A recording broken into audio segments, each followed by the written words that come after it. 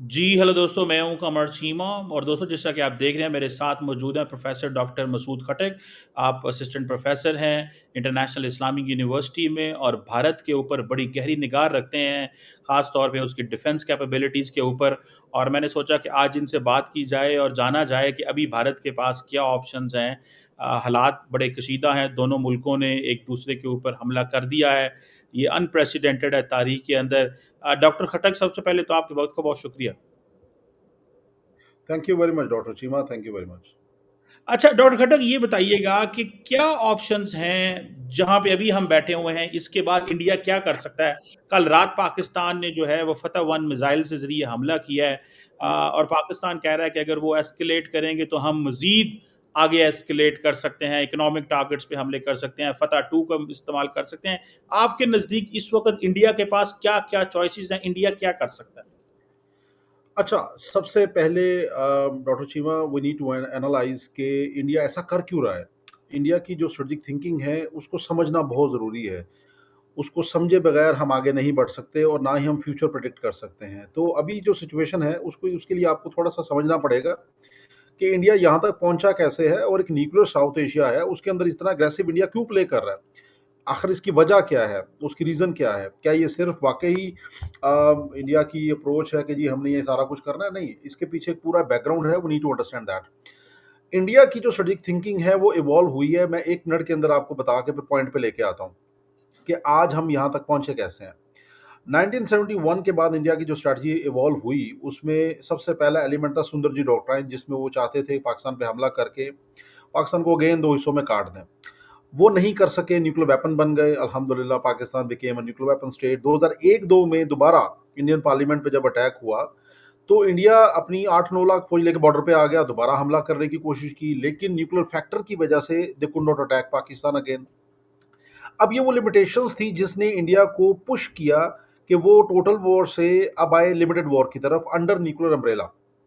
तो cold star doctrine का नाम आया 2004 के बाद और उसके ऊपर इंडिया ने बहुत ज़्यादा काम किया। दे एक्वायर्ड वेपन्स वेपन्स खरीदे उन्होंने, they carried out practices, military exercises, war gaming, modern capabilities, सब कुछ ऐड किया उन्होंने। लेकिन 2011 में पाकिस्तान ने टैक्टिकल न्यूक्लियर वेपन बना लिए। अब जब पाकिस्तान ने टैक्टिकल न्यूक्लियर वेपन बना लिए तो बेसिकली पाकिस्तान न्यूक्लियर वॉर को ले आया बैटलफील्ड पे और बैटलफील्ड न्यूक्लियर वेपन्स। तो अब इंडिया डिटर हो गया और India could not attack Pakistan under cold star doctrine. तो वहां से फिर आइडिया जनरेट हुआ कि अब क्या किया जाए। तो 2012 में फिर इंडिया ने अपना एयरफोर्स का डॉक्ट्राइन लॉन्च किया, जिसका नाम था आईएएफ डॉक्ट्राइन ऑफ 2012, जिसके अंदर इंडिया ने बात की कि अब हम पाकिस्तान के ऊपर सब कन्वेंशनल वॉरफेयर करेंगे, यानी कि सर्जिकल स्ट्राइक करेंगे। तो ये जो 2025 में आप ये विटनेस कर रहे हैं और 19 में कर चुके हैं, ये बेसिकली आइडिया स्टार्ट हुआ 2012 में कि हमने अब पाकिस्तान पे सर्जिकल स्ट्राइक करनी है। उसकी वजह यह है कि total war is not possible, nuclear war तो वैसे ही निकाल दें आप उसमें से, ठीक है। तो अब सर्जिकल स्ट्राइक का एक ऑप्शन बचता है जिससे इंडिया इसके ऊपर पाकिस्तान की तरफ आएगा। और 2012 के बाद kept on working on it और उन्होंने वेपन एक्विजिशन करते रहे, अपने आप को इम्प्रूव करते रहे, प्रैक्टिसेस अगेन वही करते रहे, behind the enemy lines operations करते रहे, सारा कुछ प्रैक्टिस होता रहा।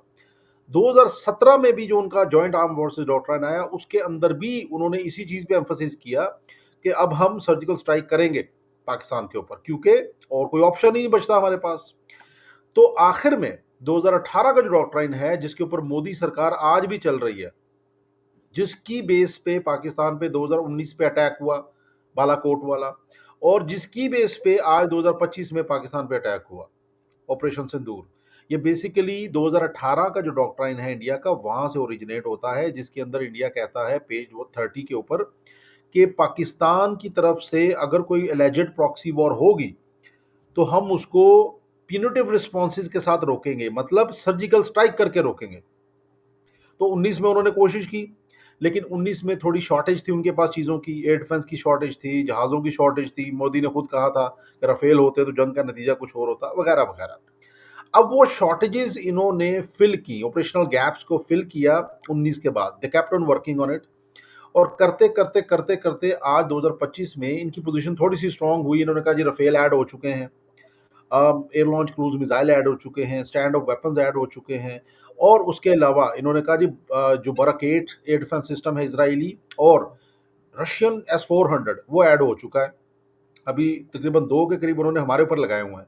एक ये गुजरात साइड पे लगा हुआ है, दूसरा इन्होंने पठानकोट पे लगाया हुआ है, जहाँ पे अभी रिसेंट हमने स्ट्राइक्स की हैं पाकिस्तान ने। सो बेसिकली जब ये कॉन्फिडेंस इंडिया को आया कि जी अब हमारे पास तो एयर डिफेंस भी है, हमारे पास जहाज भी अच्छे हैं, तो क्यों ना इस चीज़ को पाकिस्तान के ऊपर प्रैक्टिस किया जाए और पाकिस्तान के खिलाफ एक न्यू नॉर्मल क्रिएट की जाए। काफ़ी तजियाकार ये बात समझते हैं कि इंडिया ने ये इलेक्शंस के लिए किया, कुछ लोग समझते हैं इंडिया अपनी हेजमनी के लिए कर रहा है, कुछ लोग कहते हैं कि जी इंडस वाटर ट्रीटी की वजह से किया। ये सारे ऑप्शंस ऑन टेबल मौजूद हैं इंडिया के लिए, क्योंकि इंडिया मोदी सरकार बेसिकली हिंदुत्व लेड अपनी पार्टी और थिंकिंग के साथ चल रही है, जिसके लिए वो कुछ भी कर सकते हैं। और जितना भी ये कुछ हुआ कश्मीर के अंदर भी पहलगाम में, उसके अंदर पाकिस्तान का कोई सिरे से ताल्लुक नहीं है। या ये फॉल्स फ्लैग ऑपरेशन है, या वो इंटरनल जो कश्मीरी जिनको दबाया हुआ इन्होंने उन्होंने किया। अब उसको वजह बना के एक न्यूक्लियर वेपन स्टेट के ऊपर you are coming up with surgical strikes, you want to create new normal. No, you can't create new normal, it is not possible for you. So उन्होंने जो कुछ किया वहां से लेके अभी तक हमने जो देखा, 6 जहाज, 5 जहाज, एक ड्रोन, और उसके बाद उनकी जितनी भी सर्जिक साइट्स 25 के करीब पाकिस्तान ने अभी अपने रीसेंट ऑपरेशन में कल रात को 25 से ज़्यादा उनकी मिलिट्री साइट्स को टारगेट किया, जिसमें उनकी एयर डिफेंस की के वो भी हैं, ब्रह्मोस की स्टोरेज फैसिलिटीज़ भी हैं, उनकी जनाब जितनी स्टोरेज एमिनेशन कह लें आप, आर्म डिपोज को टारगेट किया, ब्रिगेड हेडक्वार्टर्स को टारगेट किया। लेकिन पाकिस्तान एक रिस्पॉन्सिबल मुल्क है। पाकिस्तान ने कोशिश ये की कि डैमेज मिनिमल रखा जाए, लेकिन इंश्योर किया जाए कि Pakistan has the capability to breach S 400, to breach your first line of defence, Rafales, Su-30s या बाकी आपका बराकेट, ये सारों को पाकिस्तान ने क्रॉस करके एक मैसेज दिया है इंडिया को कि भाई कन्वेंशनल डिटरेंस पाकिस्तान ने स्टैब्लिश कर दी है। सो अब 2025 मई 2025 10 तारीख को पाकिस्तान अपनी कन्वेंशनल डिटरेंस को स्टैब्लिश करके बैठ गया। इसके बाद आपका सवाल कि आगे क्या होगा? अब हम्म। आगे इंडिया के पास 2 ऑप्शंस हैं। पहला ऑप्शन तो ये है कि डी-एस्केलेशन की तरफ जाए, और वो उनकी स्टेटमेंट से नज़र आ रहा है आपको कि they are going for de-escalation, क्योंकि न्यूक्लियर वेपन स्टेट्स आपस में लड़ती नहीं है। इंडिया का जो मिथ था S-400 का, इनविंसिबिलिटी का, बराकेट और रफेल, और उसके साथ उनके जो long range stand of weapons और हारोप और हार्पी मिसाइल रशिया से, इजराइल से जो लिए थे इन्होंने, सुसाइडल ड्रोन्स, वो सारा मिथ बस्ट हो गया। क्योंकि दूसरी तरफ पे जो खेलने वाले थे वो कोई कार्डबोर्ड टारगेट तो थे नहीं। उन्होंने जनाब पीएल जो 15 वेपन यूज करके रफेल गिरा दिया। उन्होंने वही ल्यूटरिंग मुनिशन जो उन्होंने इंडिया ने यूज किया, हारोप, जो उन्होंने इसराइल से खरीदा हुआ है, पाकिस्तान अपना खुद बनाता है। और मजे की बात यह है कि पाकिस्तान का जो हारोप टाइप का जो हमारा सुसाइडल ड्रोन्स हैं, वो इंडिया के जो कामकाजी ड्रोन्स थे उनसे कहीं ज्यादा लीथल है। यानी कि दोनों की रेंज ठीक है, 1000 किलोमीटर है इंडिया के हारोप की, और पाकिस्तान का जो मिसाइल है, ये जो इसको हम सुसाइडल ड्रोन कहते हैं, कामकाजी ड्रोन, उसकी रेंज सेम है। लेकिन इंडिया वाले की 16 kg वेपन लेके जा सकता है, वॉरहेड लेके जा सकता है, पाकिस्तान वाला 50 kg वॉरहेड लेके जा सकता है। सो पाकिस्तान ने वो भी यूज किया अभी रिसेंटली, और पाकिस्तान ने उनको, इंडिया को मैसेज कन्वे किया कि भाई हम आपसे आगे हैं। सो पाकिस्तान के पास एक वैरायटी ऑफ वेपन्स की आपके पास मौजूद है। तो 2 ऑप्शन है इंडिया के पास। Number 1, go for peace, because peace is the only way, there is no way to peace, peace is the only way, you have to go for peace. De-escalation करे, बैठे पाकिस्तान के साथ, Indus water treaty, Kashmir issue, water issue, जो भी issues हैं, terrorism, insurgencies, whatsoever it is, Siachen Sir Creek, once for all discuss करें। अगर आप डिस्कस नहीं करेंगे थ्रू मीनिंगफुल निगोशिएशंस, तो कल को दोबारा इस तरह के मसले आपके सामने खड़े होंगे, और दोबारा आपको कन्वेंशनल डिटरेंस पाकिस्तान की टेस्ट करने की अब जरूरत नहीं है। मेरा ख्याल है इससे बड़ी बेवकूफ़ी इंडिया के लिए और कोई नहीं होगी कि वो 2 साल बाद, 3 साल बाद, 5 साल बाद दोबारा पाकिस्तान की कन्वेंशनल डिटरेंस को टेस्ट करे, क्योंकि पाकिस्तान 5 साल बाद और ज़्यादा स्ट्रांग होगा। पाकिस्तान 5th जनरेशन एयरक्राफ्ट भी ऐड कर रहा है। पाकिस्तान बेहतरीन किस्म के बीवीआर्स भी ऐड कर रहा है, beyond visual range missiles, stand off capabilities, air launch cruise missiles. ओ भाई, पाकिस्तान आपकी सोच से आगे है। सो आपके पास एक दो ऑप्शन है। पहला, डी एस्केलेशन करो, अमन से हम तैयार हैं। We are ready to talk on all the issues, number one. Number two, आप एस्केलेट करो। So where would you stop? अगर आप एस्केलेशन करेंगे एक न्यूक्लियर वेपन स्टेट के खिलाफ, तो वो आपके लिए रिस्की होगी। ये सारी एस्केलेशन जो हुई है ना चीमा, मैं आपको एक और चीज भी बता दूं, जी, इसके अंदर इसराइल का मुझे रोल बहुत ज्यादा नजर आ रहा है। आपको मैं बताता हूँ फैक्ट्स के साथ। इंडो इसराइल जो स्ट्रेटेजिक पार्टनरशिप है चीमा साहब, वो बहुत डीप रूटेड है, ये तो आपको पता है। जी। इंटेलिजेंस के अंदर उनकी Mossad and raw, they cooperate with each other, number one. पिछली बार बालाकोट पे जो स्ट्राइक हुई, वो जहाज इसराइल ने मॉडिफाई किए हुए हैं उनके लिए। उनकी नाइट विजन कैपेबिलिटीज, उनके एवियोनिक्स, उनके अंदर जो वेपन यूज हुआ Spice 2000, that was Israeli weapon. Hmm, अभी जो हारोप और हार्पी मिसाइल यूज हो रहे हैं वो इजरायली वेपन्स हैं। Hmm, RISAT two spy satellite Israeli satellite है, जिससे इंडिया अपनी जो ऑल वेदर कंडीशन, जो रियल टाइम इंफॉर्मेशन गेन करता है।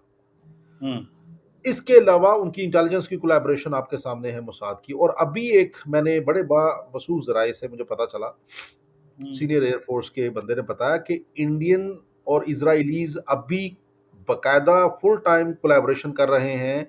और इजरायली जो उनके डिफेंस के लोग हैं, they are sitting in New Delhi, और वो एडवाइजर्स उनके इंडिया को बकायदा पूरा गाइड कर रहे हैं ये सारे ऑपरेशंस के अंदर। ये ऑपरेशन सिंदूर आंख बंद करके नहीं किया गया, डेफिनेटली इसके पीछे Israelis, definitely they were involve. और हुँ, इजरायलीज की यही स्ट्रैटेजी है same. Hmm, if you look at on Gaza, उन्होंने यही चीज हाँ, अप्लाई, यही हाँ, किया उन्होंने। भाई हाँ, वो हाँ, गाजा, ईरान के ऊपर भी यही किया, इस्माइल हानिया को टारगेट किया, ईरान की न्यूक्लियर तंसीबात को भी कोशिश की, लेकिन वो मिसाइल साइट्स पे गए, बाकी जगहों पे उनको निशाना बनाने की कोशिश की। सीरिया पे भी यही किया। Hmm, so let it be clear, this this operation जो अभी हमने किया 2025 में, पाकिस्तान ने दो मैसेज गए हैं, एक इंडिया को, दूसरा इसराइल को, कि Pakistan is very capable country. और हुँ, पाकिस्तान को आप जहां मीट करेंगे वो वहां से आपको 10 कदम आगे नजर आएगा। सो हुँ, हम सिर्फ क्विड प्रो को नहीं कर रहे, हम क्विड हुँ, प्रो को प्लस की तरफ गए हैं। और इस बार तो हम प्लस से भी आगे निकल गए हैं। इस बार हुँ, तो प्लस से भी आगे निकल गए हैं। इंडिया ने 9 जगहों पे आप पे स्ट्राइक की, आपने 25 से ज्यादा जगहों पे इंडिया पे स्ट्राइक की। हुँ, और अगर ये अनकन्फर्म्ड रिपोर्ट्स कंफर्म हो जाती हैं, तो जहां तक सुनने को आ रहा है, तो इंडिया को जिन जिन चीजों पे फख्र था, उन तमाम चीजों को पाकिस्तान ने खाक में मिला दिया। राफेल पे फख्र था, खाक में मिल गया। हुँ, ब्रह्मोस पे फख्र था, तो उसकी तंसीबात पे हमला हुआ। S-400 पे फख्र था, तो वो भी फेल हो गया। तो ये हुँ, मैसेज क्या है? ये मैसेज है कि Pakistan is a capable country. और हुँ, इसराइल और इंडिया ये ना समझे कि पाकिस्तान ईरान है, लीबिया है, सीरिया है, गाजा है, फलस्तीन है। नो, पाकिस्तान पाकिस्तान है। It's a Muslim country with nuclear weapons, और एक केपेबल कंट्री है। और जिस तरह की हमारी मिलिट्री लीडरशिप माशाल्लाह से चीज़ों को मैनेज कर रही है अभी विद रिगार्ड टू इंडिया, वो अनप्रेसिडेंटेड है। हुँ, बड़ी रेस्ट्रेंट के साथ, बड़े सब्र के साथ, बड़े तहम्मुल के साथ, बड़े प्यार के साथ इनको मैसेज दिया गया, बल्कि ये कि हुँ, मैसेज नहीं समझे। तो अभी पाकिस्तान ने अपनी कन्वेंशन डिटरेंस एस्टैब्लिश कर दी है। इसके हुँ, बाद अगर इंडिया दोस्ती का हाथ नहीं बढ़ाता, तो India will be hmm. Mistaken. हमारी इसमें कोई गलती नहीं होगी। बिल्कुल सही है, इंडिया विल बी मिस्टेकन, लेकिन ज़ाहिर बात है इंडिया की आर्मी की तरफ से भी स्टेटमेंट्स आई हैं कि वो सीज़ फायर की तरफ बात चला रहे हैं कि अगर पाकिस्तान एस्केलेट नहीं करता तो वो भी एस्केलेट नहीं करेंगे। इस तरह की सिचुएशन डॉक्टर साहब पता चल रही है हमें, लेकिन I think we are in the middle of the war. एक डॉक्टर साहब, इसको हम लिमिटेड स्केल वॉर कहेंगे, या कि इसको आप कैसे मिलिट्री टर्म्स में इसको फ्रेम करते हैं कि उन्होंने आप पे स्ट्राइक की, आपके उस पे अपने जहाज़ों के ज़रिए, फिर उन्होंने रात आपके एयरबेस पे हमला किया, फिर आपने उनको, इसको आप अभी समझते हैं कि ये लिमिटेड स्केल में आती है, या कि ये तब आएगी जब ग्राउंड फोर्सेस मूव करेंगी? चीमा, इनकी इंडिया की जो स्ट्रेटेजिक थिंकिंग है, जो जिसका मैं रेफर कर रहा था आपसे 2018 वाली, वो बेसिकली एक रिन्यूड स्ट्रेटजी है, जो उनकी प्रीवियस जितने डॉक्ट्राइंस है उसको उन्होंने एनालाइज करके, उनके फेलियर्स को देख के, रिस्क्स को इन्वॉल्व करके उन्होंने मुरतब की है। हुँ, उसके अंदर 2 चीज़ें हैं। पहली चीज़ ये है कि पाकिस्तान के खिलाफ हम कोल्ड स्टार्ट टाइप के ऑपरेशंस करें। हुँ, लेकिन वो कोल्ड स्टार्ट की तरह के नहीं होंगे, लेकिन उससे डिफरेंट होंगे थोड़े से। वो मैं समझा देता हूँ अपने उन ऑडियंस के लिए जो सिविलियन सेक्टर के हैं। फॉर एग्ज़ाम्पल, कोल्ड स्टार्ट में जो मिलिट्री की स्ट्रेंथ इंडिया ने बताई थी अपनी आईबीजीज़ की, इंटीग्रेटेड बैटल ग्रुप्स की, वो 25,000 के करीब थी डिवीज़न साइज़। हाँ, तो हाँ, तब हमने टैक्टिकल न्यूक्लियर वेपन बना के उसको काउंटर कर लिया। लेकिन ये जो 2018 वाली स्ट्रैटेजी है, इसके अंदर इंडिया अपनी फोर्स रीस्ट्रक्चरिंग कर रहा है और बता रहा है कि इस बार 25,000 फौज नहीं होगी। हाँ, इस हाँ, बार होंगे 5 से 6 बटालियंस। हर बटालियन में 900 से 1000 फौजी होते हैं। यानी कि 5 से 6000 फौज की छोटे-छोटे आईबीजीज़ होंगे, वेल इक्विप्ड टैंक्स, जहाज, helicopters, air defence, all the offensive capabilities which are required. और एक छोटा-सा यूनिट टाइप वो बनाएँगे उसका आईबीजी का 5 से 6000 और उसको पिच करेंगे पाकिस्तान के खिलाफ मल्टीपल थ्रस्ट में। ये वो हुँ, चीज़ है जो लिमिटेड से भी नीचे आ रही है, शैलो ऑपरेशंस की तरफ आ रही है। हुँ, अब सवाल यहाँ पे आएगा कि क्या Pakistan tactical nuclear weapon use करके इनको एंगेज करेगा? Hmm, now that's a question, that's a tricky question for Pakistani strategic policy makers. तो हुँ, जहाँ तक हम दोनों स्टूडेंट हैं इंटरनेशनल रिलेशंस के, तो हमें तो ये लगता है कि पाकिस्तान ऐसा कभी नहीं करेगा, क्योंकि हुँ, पाकिस्तान एक रिस्पॉन्सिबल मुल्क है। वो न्यूक्लियर वेपन थोड़ी मारेगा 5-6 हज़ार पे। तो हुँ, 5-6 हज़ार पे आपको 5-6 हज़ार फौज ही लगानी पड़ेगी और हुँ, बेसिकली इसके पीछे आइडिया है इंडिया का to engage Pakistan conventionally. Pakistan को एक बार लिमिटेड यानी कि शैलो ऑपरेशंस के अंदर आपने एंगेज कर लिया, तो उसके बाद देखें आप, India can afford this. Hmm, India is 4.1 trillion dollar economy, hmm, 600 plus billion plus उसके फॉरेन एक्सचेंज रिजर्व्स हैं। They are well hmm, connected with US, they are well connected with Russia, they are well connected with even China and UK, France, hmm, European countries। हुँ, उसकी हुँ, economy अच्छी है, वो 6.4 पे grow कर रहा है GDP. वो हुँ, अफोर्ड कर सकता है 20 हुँ, दिन की जंग, 25 दिन की जंग, 30 दिन की जंग। हम अफोर्ड नहीं कर सकते भाई। दिस इज द रीजन कि पाकिस्तान के लिए ये बड़ा ट्रिकी क्वेश्चन होगा कि हम इसको क्या करें फिर। हुँ, तो पाकिस्तान की कोशिश होगी कि हम इसको या तो लड़े मत हुँ, और इंडिया को डिटर करें लोअर लेवल पे भी, और वो हमें फिर पुश करेगा कि हम और ज़्यादा एग्रेसिव अप्रोच की तरफ जाएँ। यानी जिस तरह नाटो ने किया था, अपने हुँ, टैक्टिकल न्यूक्लियर वेपन्स के टाइम पे उन्होंने न्यूक्लियर लैंड माइन्स बना ली थी, हुँ, न्यूक्लियर आर्टिलरी बना ली थी, हुँ, हुँ, शॉर्ट रेंज ये इस तरह के ऑप्शंस पे चले गए थे। तो क्या हम भी जाएँगे? ये हमें हुँ, इंडिया एंगेज कर रहा है। हुँ, और जिस तरह की वो वेपन एक्विजिशंस कर रहा है with the help of Russia and America and all these countries, Israel, उससे यही लग रहा है कि इंडिया पाकिस्तान को शैलो ऑपरेशंस की तरफ भी लेके जाएगा। ये हुँ, कॉन्फ्लिक्ट उधर तक जाएगा? I don't think so. ये कॉन्फ्लिक्ट वहाँ तक नहीं जाएगा, क्योंकि अभी पाकिस्तान ने बड़े ज़बरदस्त तरीके से डेमोंस्ट्रेट किए हैं अपनी कन्वेंशनल कैपेबिलिटीज़ को। तो India will remain to surgical strikes at the moment. दूसरा, इंडिया के पास जो आइडियल चीज़ है करने के लिए, वो 2008 के बाद से वो अप्लाई कर रहे हैं आपके ऊपर, हुँ, और वो है हाइब्रिड वॉरफेयर। जी, इंडियन आर्मी ने 2008 के बाद under general VK Singh secret unit हुँ, बनाया अपनी आर्मी के उसके अंदर, हुँ, जिसके हुँ, जरिए पाकिस्तान पे दहशतगर्दी की गई। हुँ, मोदी जब आया पावर में, तो मोदी ने नेशनल सिक्योरिटी एडवाइजर बनाया अजीत डोवल को, जिसकी एक क्लियर कट स्ट्रैटेजी थी, डिफेंसिव हुँ, ऑफेंस अप्रोच। और हुँ, 2014 से लेके आज 2025 तक वही अप्रोच लेके चल रहा है वो बंदा। हुँ, पीएलए को, टीटीपी को, कुलभूषण यादव आपके सामने है सारा। How they were equipping TTP from Afghanistan, how they were equipping BLA. 21 के बाद और चीजें हमारे लिए वर्ष हो गई, क्योंकि Afghanistan became hostile to us. तो आज हुँ, India is there in Afghanistan, और वहां हुँ, से ये टू प्रोंग हमारे खिलाफ स्ट्रैटेजी चल रही है। एक हुँ, तरफ से ईस्टर्न बॉर्डर पे हमें एंगेज किया हुआ है उन्होंने, और वेस्टर्न बॉर्डर पे इंडिया ने हमें दोबारा एंगेज किया हुआ है बीएलए के जरिए से और टीटीपी हुँ, के जरिए। हुँ, इतने हाई प्रोफाइल अटैक्स, एक पूरी ट्रेन को अगवा करना, आपको लगता है हुँ, कि ये आम एक टेररिस्ट ग्रुप का काम है? No, not at hmm, all. इसके लिए प्लानिंग चाहिए, इसके लिए इंटेलिजेंस सपोर्ट चाहिए, इसके लिए नर्चर चाहिए, इसके लिए बकायदा एक मुल्क की इंटेलिजेंस एजेंसी की फुल सपोर्ट चाहिए आपको। उसके बगैर हुँ, नहीं होती ये चीजें। सो हुँ, बीएलए आज एक छोटा सा 3000 का ग्रुप, आज वो इतना पावरफुल हो चुका कि पूरी की पूरी ट्रेन अगवा कर रहा है वो 450 बंदे के साथ। सो हुँ, इंडिया आपके साथ डबल गेम ये लेके चल रहा है। एक तरफ हुँ, आपको सर्जिकल स्ट्राइक से मारेगा, दूसरी तरफ वो बिल्ड अप कर रहा है शैलो ऑपरेशंस, 5 से 6,000 फौज मल्टीपल लोकेशंस पे अटैक करेगा। और तीसरा, आपको ये जो प्रॉक्सीज़ हैं, बीएलए है, टीटीपी है, आईएसकेपी है, जस्ट नेम इट, उनके ज़रिए आपको एंगेज कर रहा है। सो पाकिस्तान के लिए चैलेंजेस बहुत ज़्यादा है आने वाले टाइम में। पाकिस्तान को इन तमाम फ्रंट्स के ऊपर मीट करना पड़ेगा अपने आप को, और उसके लिए आपको बहुत सारी चीज़ें करनी पड़ेंगी इंशाल्लाह। Will discuss that later on. बिल्कुल। देखते हैं डॉक्टर साहब कैसे सिचुएशन अनफ़ोल्ड होती है और आपने कुछ ऑप्शन सारी बातें बताई हैं कि कैसे भारत और पाकिस्तान अब इसमें एंगेज करते हैं। आपने इंडिया के लिए ऑप्शंस बताई हैं और ज़ाहिर बात है पाकिस्तान के पास भी अभी ऑप्शंस बहुत सारी मौजूद हैं, लेकिन कोई साइड भी नहीं चाहती। एक थोड़ी-सी परेशानी दोनों साइड पे अवाम को है। देखिए, अवाम सोच रही है कि लीडरशिप क्या कर रही है।